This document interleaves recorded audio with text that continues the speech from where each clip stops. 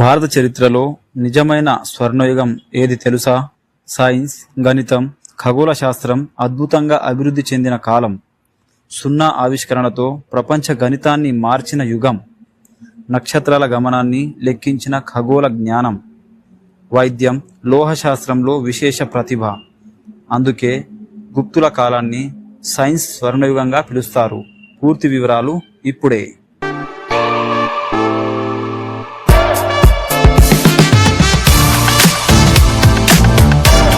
Hello friends, మన క్లాస్కు స్వాగతం. ఈరోజు మనం గుప్తుల కాలంలో సైన్స్ అండ్ టెక్నాలజీ అభివృద్ధి గురించి వివరంగా తెలుసుకోబోతున్నాం. ఇది డిగ్రీ మరియు అన్ని పోటీ పరీక్షలకు చాలా ముఖ్యమైన ప్రశ్న. ముందుగా పరిచయం, ఇంట్రడక్షన్ కనుక చూసినట్లయితే, గుప్తుల కాలాన్ని ప్రాచీన భారతదేశ చరిత్రలో స్వర్ణయుగం అని పిలుస్తారు. ఈ కాలం కేవలం కళలు, సాహిత్యం అభివృద్ధి మాత్రమే కాకుండా సైన్స్ అండ్ టెక్నాలజీ రంగంలో కూడా అద్భుతమైన పురోగతిని సాధించింది. గుప్తుల రాజులు విద్యావంతులను మరియు శాస్త్రవేత్తలను గొప్పగా ప్రోత్సహించారు. వారి ఆశ్రయం వల్ల అనేక శాస్త్రీయ పరిశోధనలు అభివృద్ధి చెందాయి. ముఖ్యంగా గణితం, ఖగోళ శాస్త్రం, వైద్యం మరియు లోహ శాస్త్రం రంగాలలో విశేష ప్రగతి సాధించారు.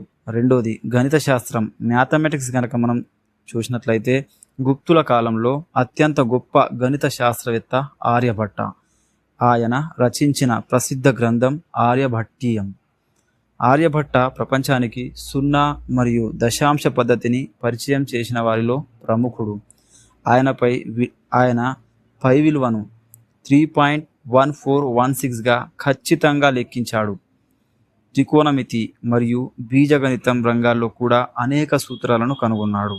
ఈ విధంగా గణిత శాస్త్రాన్ని శాస్త్రీయంగా అభివృద్ధి చేసిన గొప్ప కృషి గుప్తుల కాలానిదే. ఖగోళ శాస్త్రం కనుక చూసినట్లయితే, ఖగోళ శాస్త్రంలో గుప్తుల కాలం ఒక ముఖ్యమైన దశ.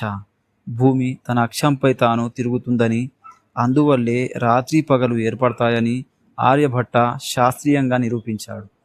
సూర్యగ్రహణం మరియు చంద్రగ్రహణం రాహు కేతువుల వల్ల కాకుండా భూమి మరియు చంద్రుని నీడల వల్ల ఏర్పడతాయని వివరించారు. ఇంకొక గొప్ప శాస్త్రవేత్త అయినటువంటి వరాహమిహిరుడు, ఆయన పంచసిద్ధాంతిక అనే గ్రంథాన్ని రచించారు.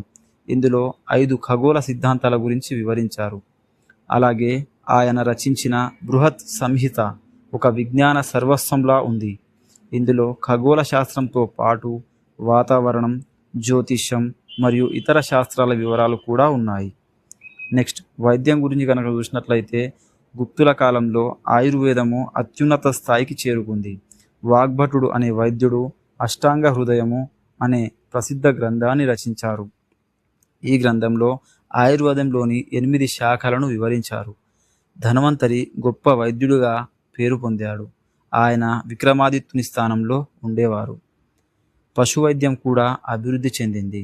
ముఖ్యంగా ఏనుగుల వైద్యంపై హస్తాయుర్వేదము అనే గ్రంథం రచించబడింది.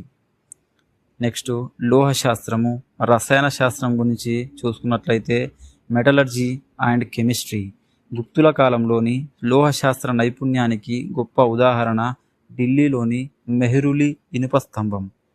దాదాపు 1500 సంవత్సరాల క్రితం తయారైనప్పటికీ ఇప్పటికీ తుప్పు పట్టకుండా ఉండడం వారి లోహశాస్త్ర నైపుణ్యాన్ని చూపిస్తుంది. సుల్తాన్గంజ్లో లభించిన 7.5 అడుగుల రాగి బుద్ధ విగ్రహం కూడా వారి కళా నైపుణ్యానికి నిదర్శనం. వారు రంగుల తయారీలో మరియు సిమెంట్ తయారీలో కూడా పరిజ్ఞానం కలిగి ఉన్నారు. ఇతర శాస్త్రవేత్తల గురించి చూసినట్లయితే, అదర్ సైంటిస్ట్స్.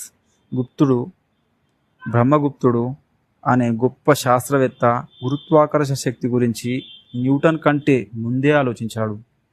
ఆయన బృహస్పట సిద్ధాంతం అనే గ్రంథాన్ని రచించారు. చివరగా ముగింపు కనుక చూసినట్లయితే, మొత్తానికి గుప్తుల కాలం కేవలం మతపరమైన అభివృద్ధికే పరిమితం కాలేదు. శాస్త్రీయ దృక్పథానికి పునాది వేసిన గొప్ప కాలం. నలంద మరియు తక్షశిల వంటి విశ్వవిద్యాలయాలు ఈ జ్ఞానాన్ని ప్రపంచవ్యాప్తంగా వ్యాప్తి చేశాయి. అందువల్ల గుప్తుల కాలాన్ని భారత చరిత్రలో నిజమైన స్వర్ణయుగంగా పరిగణిస్తారు.